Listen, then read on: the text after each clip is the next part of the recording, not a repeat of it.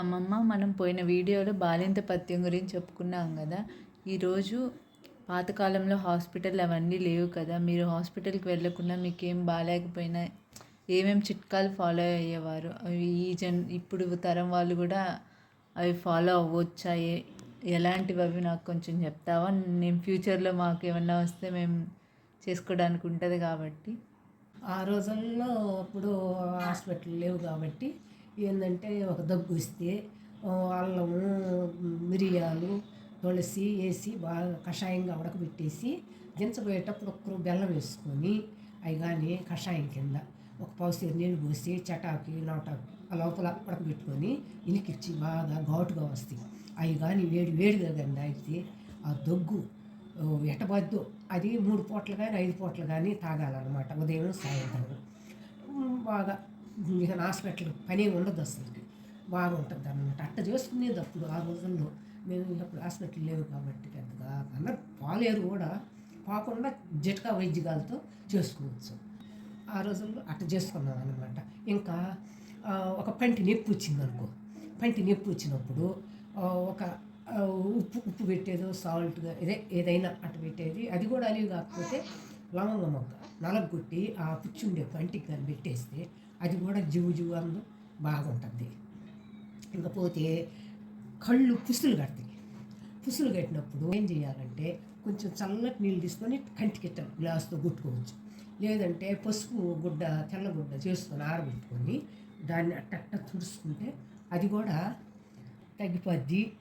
ఆ తర్వాత కంట్లో ఏదన్నా ఒక గాలి దువ్వో నలకో ఏదన్నా పడ్డా కానీ కమ్మ దిద్దు తీసుకొని గ్లాస్ నిండుగుండా నీళ్లు తీసుకొని ఆ సూర్యుడికి ఎదురుగుండా కూర్చొని ఆ కంట్లో ఒక 5 సార్లు తిప్పి నీళ్ళలో ముంచుకుంటా కంట్లో తిప్పుకుంటా అట్లా చేసుకుంటా 5 సార్లు, 5 పూటలు కానీ 3 పూటలు కానీ ఉదయం సాయంత్రం చేసుకుంటే బాగా తగ్గిపోద్ది అది. ఆ గ్లాసులో నీళ్లు ఎక్కడంటే అక్కడ పోయకూడదు, పచ్చని చెట్లో కానీ పోస్తే అంత మంచిదన్నమాట. తల తిరగటం అట్లా ఉంటుంది కదా, ఏందో తోసినట్టు తల తిరగడం, వాంతి వచ్చినట్టు అట్లా ఉంటుంది. అట్లా ఉన్నప్పుడు ధనియాలు తీసుకొని 2 బుగ్గలు పోసుకొని ఉదయాన్నే అవి కానీ పరగడుపును కానీ కొంచెం కానీ నవలుతా ఉంటే రోజు ఒక వారం రోజులు అట్లా వేసుకుంటే ఆ తల తిరుగుడు కూడా తగ్గిపోద్ది. అది కూడా మంచి పని చేస్తుంది అన్నమాట, పైత్యానికి బాగుంటుంది. ధనియాలు కడుపు నొప్పిగా అనిపిస్తే బిగదీసినట్టు అది ఒక విధంగా ఉన్నట్టుగా ఉంటే అప్పుడు ఒక్కరు ఆముదం తీసుకొని ఆ పొట్ట మీద ఒక్కరు పూసుకుంటే తగ్గద్ది.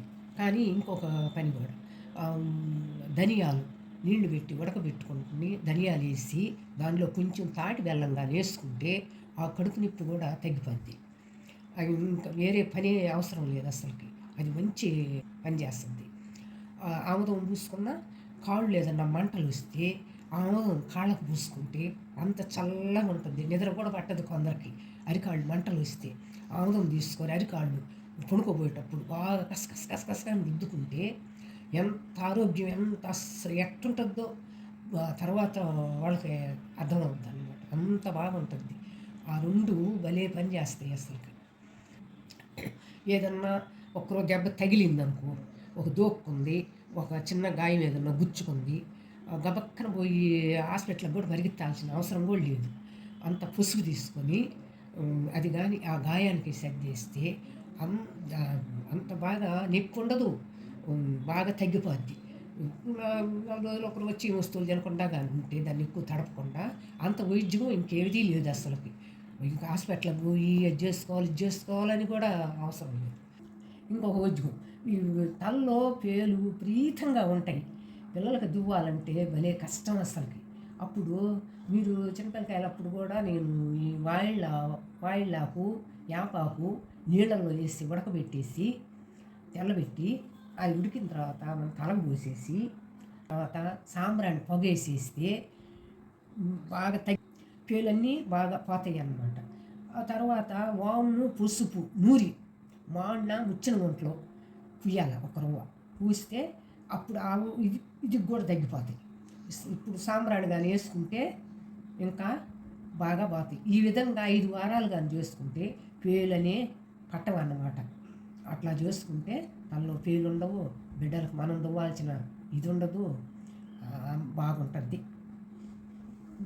చాలా మంచి చిట్కాలు చెప్పావు అమ్మమ్మ. గుర్తుండిపోద్ది.